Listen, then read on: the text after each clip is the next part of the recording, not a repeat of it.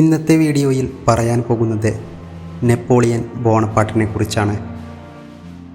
1769 Corsica ദ്വീപിൽ ജനിച്ച Napoleon Bonaparte ചരിത്രത്തിലെ ഏറ്റവും മികച്ച സൈനിക നേതാക്കളിൽ ഒരാളായി ഉയർന്നു.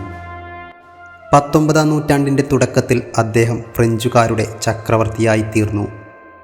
അദ്ദേഹത്തിൻ്റെ ഭരണകാലത്ത് യൂറോപ്പിൻ്റെ ഭൂരിഭാഗവും കീഴടക്കി. ഫ്രഞ്ച് വിപ്ലവകാലത്താണ് നെപ്പോളിയൻ്റെ സൈനിക ജീവിതം ആരംഭിച്ചത്. അവിടെ തൻ്റെ തന്ത്രപരമായ മിടുക്കും നേതൃത്വപരമായ കഴിവുകളും കാരണം അദ്ദേഹം വേഗത്തിൽ തന്നെ ഉയർന്നു. 1799 അദ്ദേഹം ഫ്രാൻസിൻ്റെ ഭരണാധികാരിയായി. 1804 ആദ്യത്തെ കോൺസുലേറ്റ് പിരിച്ചുവിട്ട് സ്വയം ചക്രവർത്തിയായി സ്ഥാപിച്ചു.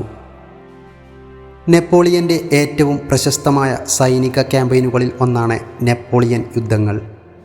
ഫ്രാൻസും വിവിധ യൂറോപ്യൻ സഖ്യങ്ങളും തമ്മിൽ നടന്ന സംഘട്ടനങ്ങളുടെ ഒരു പരമ്പര. സംഖ്യാപരമായി ഉയർന്ന ശക്തികളെ അഭിമുഖീകരിച്ചിട്ടും നെപ്പോളിയൻ നിരവധി വിജയങ്ങൾ നേടുകയും ഫ്രഞ്ച് സാമ്രാജ്യത്തെ അതിൻ്റെ ഏറ്റവും വലിയ പരിധിയിലേക്ക് വികസിപ്പിക്കുകയും ചെയ്തു. എന്നിരുന്നാലും 1812 റഷ്യയിൽ നടത്തിയ ആക്രമണത്തിൻ്റെ പരാജയം ഉൾപ്പെടെയുള്ള ഘടകങ്ങളുടെ സംയോജനത്താൽ നെപ്പോളിയൻ്റെ സാമ്രാജ്യം ഒടുവിൽ തകർന്നു. ഇത് വിനാശകരമായ പിന്മാറ്റത്തിലേക്ക് നയിച്ചു. 1813 ലിപ്സിക് യുദ്ധത്തിൽ അദ്ദേഹം പരാജയപ്പെടുകയും എൽബ ദ്വീപിൽ സ്ഥാനമൊഴിയാനും നാടുകടത്താനും നിർബന്ധിതനായി. 1815 ഫ്രാൻസിലേക്ക് മടങ്ങിയ നെപ്പോളിയൻ 100 ദിവസങ്ങളിൽ അധികാരം തിരിച്ചുപിടിച്ചുവെങ്കിലും വാട്ടർലൂ എന്ന യുദ്ധത്തിൽ അദ്ദേഹം നിർണായകമായി പരാജയപ്പെട്ടു.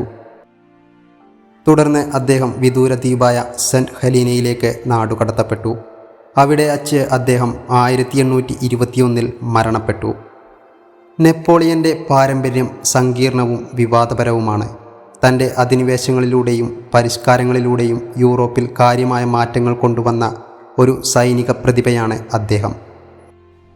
എന്നിരുന്നാലും അദ്ദേഹത്തിൻ്റെ സ്വേച്ഛാധിപത്യ ഭരണത്തിനും യുദ്ധങ്ങളുടെ ഭീമമായ മാനുഷിക ചെലവിനും അദ്ദേഹം വിമർശിക്കപ്പെടുന്നു.